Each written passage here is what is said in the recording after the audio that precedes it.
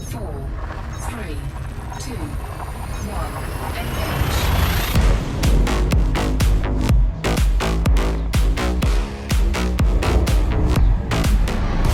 Oh, Severn, and welcome back to the channel. Well, hasn't it been a hot minute? Honestly, you start a job and 5 weeks later, you still haven't put a video out. So, I'm so sorry it's taken this long to get a video out. For those who don't know, I started a new job a few weeks ago and I'm still running my own business on top. And well, I didn't realise how hard this was going to be. I didn't realise I was going to be so tired. And well, it's working out to be about 60 hours in a typical week, but I'm getting used to it now, so hopefully videos will start to be a bit more regular again. I can't promise, but I'm going to do what I can. So, at my new job, given I'm in IT, I work with a lot of people who play video games.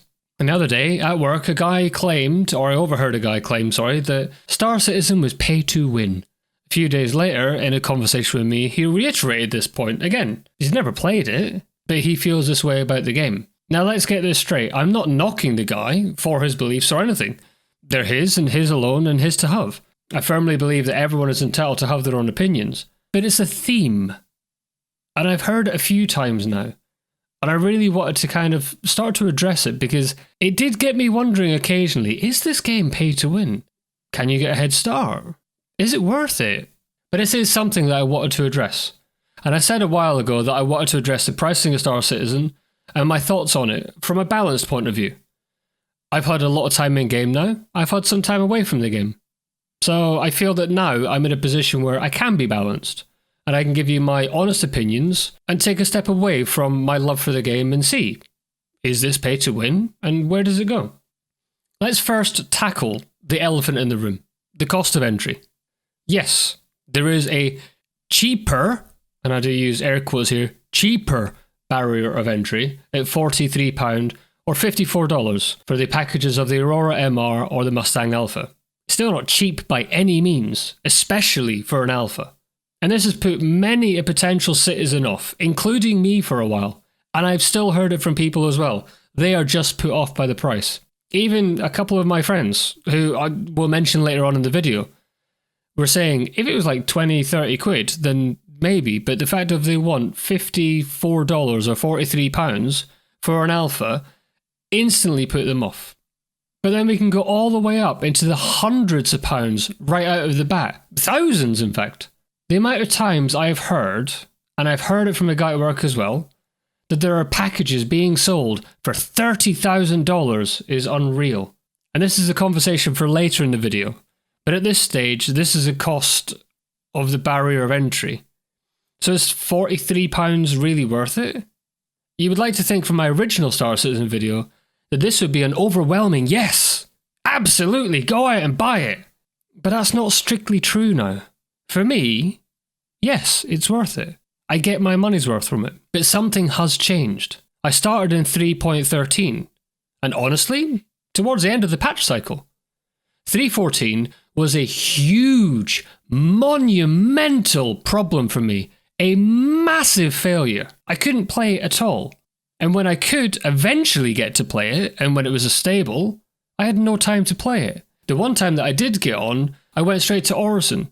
I had to do a character reset. The game was nothing but a buggy mess for me, so I couldn't even touch it for ages.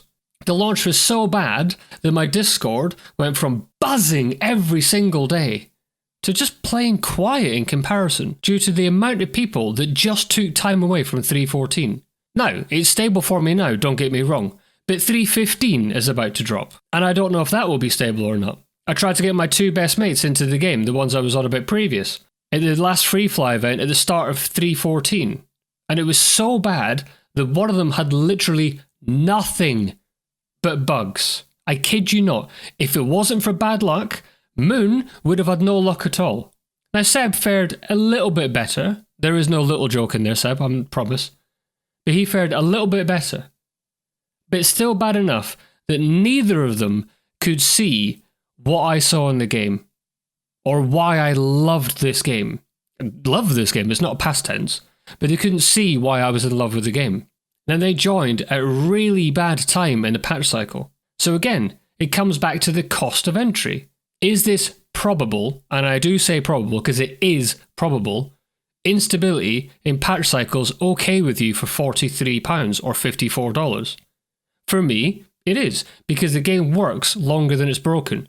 Sure, bugs exist, and the frame rates in cities are still, quite frankly, terrible, but it's not broken. Would I stand by my original recommendation of the Aurora, if you have friends with Alpha UEC to give you, or the Cutlass Black without? Well, that I don't know. Ask me again after the wipe in 3.15, because you know that thing is coming harder and faster than a 40-year-old virgin. Okay, let's discuss the overall pricing in the game. And I just know, I can already see the comments that this will split opinion one way or the other. And I'm okay with that. Have you seen any other videos on my channel? Again, let me preface this with I am absolutely not, and I repeat, I am absolutely not judging anyone who has spent any money on this game. No matter how little or how much, I don't care what you've spent. One thing I have learned is that supporters of this game are hugely passionate about it. And that's cool with me. I love this game. No questions asked. My wife thinks I love it more than her sometimes. I mean, she's not wrong, but I don't tell her that. I mean, come on. I'm not stupid. Now, I said in my original video that I thought the pricing, or I thought I knew the pricing was aggressive, to the point of being predatory. Do I still stand by that now? Well, in a word, no. The pricing isn't predatory because they don't force you to go to the store to buy anything. But do I agree with the pricing though? Well, again, no. I get that it's a Kickstarter. I do. I really do. But I've seen the pricing of the ships, and I do disagree as to their worth. Not enough that I hate the company for it or disagree with the company for it. Again, it's personal choice. But in no verse, get it? In no verse do I ever see myself spending $372 on a Constellation Aquila, or Aquila, however you want to pronounce it. There are aspects to this pricing that I understand and at the same time don't. You can't see certain ships or packages until you spend so much money in the game, which unlocks more packages and more ships. But it can be a double-edged sword. It can stop you from seeing the goodies, but at the same time, it creates that carrot on a stick effect. If I just spend a little more, if I just buy this next ship, what's the total amount you spent? What's your account worth? They also have certain rotations of ships on a store as well. And I'm not sure I agree with that either, because it creates a FOMO effect. If you're not aware of the FOMO effect, it's a fear of missing out. It's the act of putting things on sale for just a set period of time and then not making them available for either a long time or just never purchasable again, which creates that fear of missing something. It's a human instinct. And some companies prey on this, not just Star Citizen. That part I'm less down with, at least for me personally. This whole rush out and buy this ship before it's removed from the store. I just don't agree with that pricing. I don't agree with that in any game. Never mind Star Citizen, I just disagree with it in general. If something's available to purchase for real life money, just make it available to purchase. Don't put a time on it. So, let's discuss the notion of the big boy packages. There's your penis joke. The $30,000 one, which in truth is probably closer to $23,000. Not that that matters much, to be fair. But I was told by a good Star Citizen friend of mine whose 890 jump you saw in my first Star Citizen video of a tale about how this package came to be. Now, I can't speak to its truth. Not that I'm doubting the man who told me, not at all. But you know how word on the street can be. Chris Roberts took his backers out to dinner, or his top backers out to dinner, sorry, as a thank you for backing the game so much. And in that dinner, he was asked what they wanted.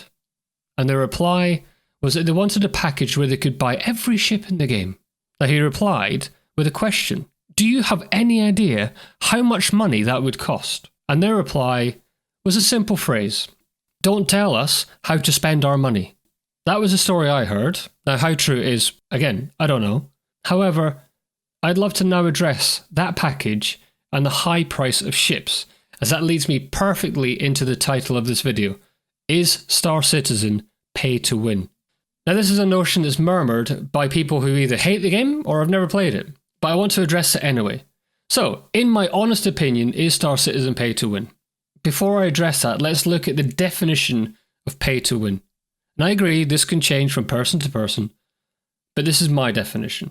Pay to win, to me, means that you can pay real life money to get a clear and competitive advantage over other people who have not chosen to spend IRL money. You have such an advantage that they are never able to catch you or compete with you without spending real life money or a crazy amount of time in game. And I mean crazy, like hundreds of hours. Is there any evidence to suggest that Star Citizen is paid to win? Well, I could see how it would appear so, but alas, no, I don't believe it is pay to win. Not really. Now I know what some of you are thinking, well here you are Dave, just justifying it because you love Star Citizen and everything else. It's not like that at all.